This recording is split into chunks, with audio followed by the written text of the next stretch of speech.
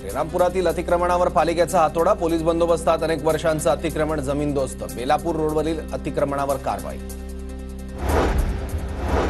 सांगलीतील मिरजेत फुटबॉल खेळताना झालेल्या वादाच्या रागातून गोळीबार, मिरज पोलिसांनी शौकत बावावर नावाच्या व्यक्तीला पिस्तुलासह ताब्यात घेतलं।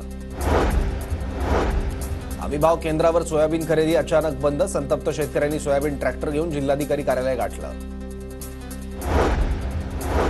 नाशिकच्या मालेगावात कांदा पिकात खत देण्यासह तण नियंत्रणास वेग, वातावरण बदलामुळे पिकांवर रोगराईच्या संभाव्य धोक्यामुळे शेतकऱ्यांकडून खबरदारी। येवला कृषी उत्पन्न बाजार समितीत कांद्याचे भाव 2000च्या आत, कांद्याला प्रति क्विंटल 4000चा भाव मिळावा, शेतकऱ्यांची मागणी। गडचिरोलीत वृत्तपत्र विक्रेता संघटनेचं राज्यस्तरीय अधिवेशन संपन्न, अधिवेशनाला भाजपचे अनेक नेते उपस्थित। वाशिमच्या कोठारीत जिल्हा परिषदेच्या शाळेत परिसरात बाग विकसित करून वृक्ष लागवडीसाठी विशेष प्रयत्न, वृक्ष लागवडीसाठी शाळेतच तयार केलेल्या सेंद्रिय खताचा वापर।